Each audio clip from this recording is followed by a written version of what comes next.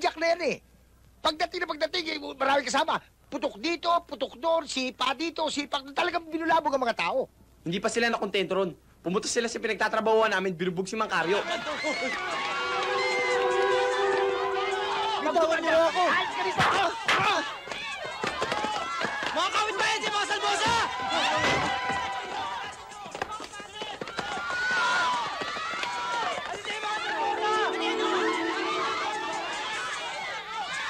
Hindi kayo pwedeng pakiusapan!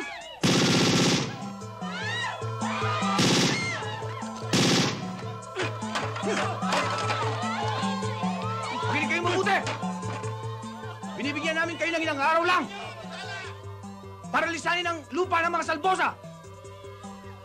Naintindihan niyo ba? Andiyan ho sila, Jack!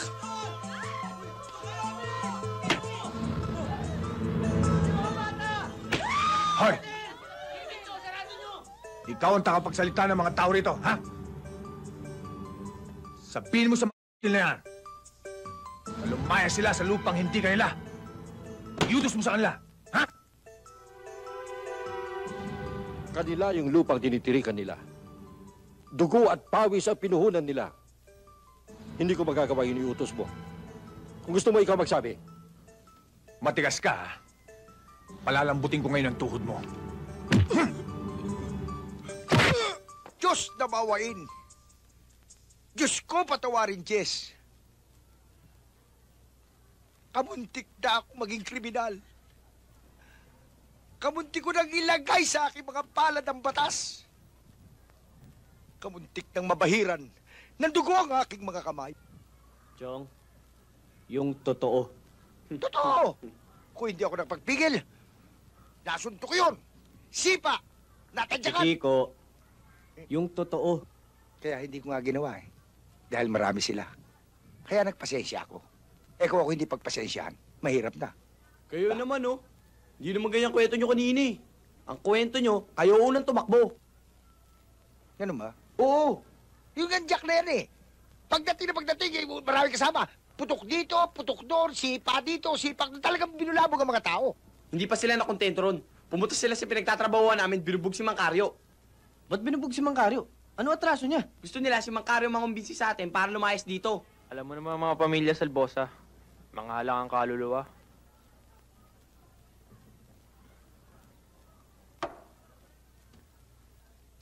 Palagay ko dumating na ang panahon na kinatatakutan ko. Dahil ayoko makabangga ang mga kapatid at ama ni Lisa. Sabi ni Chukiko, nasa inyo daw titulo ng lupa. O kaya na kay Daddy. Sinabi ko naman sa'yo, Jess, wala sa akin ang titulo ng lupa. Baka naman nandun sa daddy mo. Kaya lang, hindi natin alam kung nasa ng daddy mo. Baka nandun sa Canada, nasa Amerika, o nasa Saudi Arabia. O baka naman hindi natin nalalaman, nandyan lang siya sa tabi-tabi. Yan ang akin naaasar ko eh. Kung hindi sana kayo naghiwalay, Daddy, di sana wala tayong problema ngayon. Eh, ikaw naman anak ko, para namang hindi mo kilala ang daddy mo eh. Yun nga lang poste ng Meralco, lagyan mo ng bestida. Oh, alam mo nang ibig ko sabihin? At saka, mabuti na rin yung nagkahiwalay kami ng daddy mo. Dahil kung hindi kami nagkahiwalay, siguradong nagkabuhol-buhol ng problema natin. Ma, buhol-buhol na ang problema ko sa junk shop. Kahit anong oras pwede i-demolish yung bahay doon, kaya kailangan ko yung titulo ng lupa. Malay natin kung magkaroon ng patayan, magkagulo. Isa ako sa mapatay. Kaya sabihin nyo sa akin, bukod sa inyo, sino pa makakatulong sa akin? Yung lalaki pinalit nyo kay Daddy?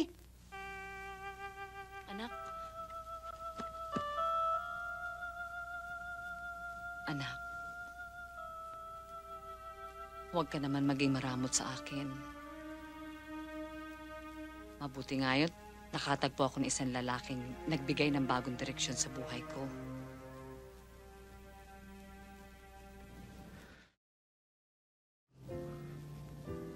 Nagsisigarilyo ka na pala.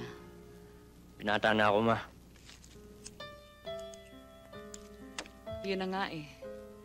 Binata ka na. Baka isa sa mga araw na ito ay mag-asawa ka na. Paano na ako? Ako, aalagaan ko kayo. Ayoko maging pabigat sa'yo. O sige, nandun na ako. Nabigyan ng maganda direksyon ng buhay nyo. Pero nakakatsak ba kayo na mahal kayo ng lalaking yon? Yes. Wala ka sigurong karapatang sabihin yun dahil hindi mo alam ang nararamdaman ko para sa mami mo.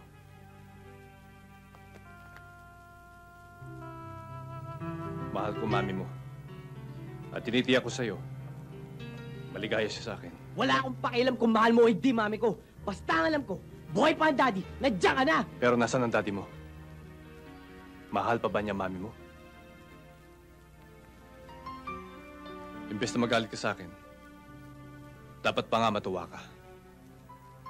Dahil ang responsibilidad niyo ng daddy mo ay pinupunan ko. Tama siya, anak. Hindi ka na mag-aalala kung kasama mo ang barkada mo at ginagabi ka. Hindi ka na rin magtatanong kung malungkot ako kapag wala ka. Andito naman siya eh. Ipanatag mo na ang kalooban mo.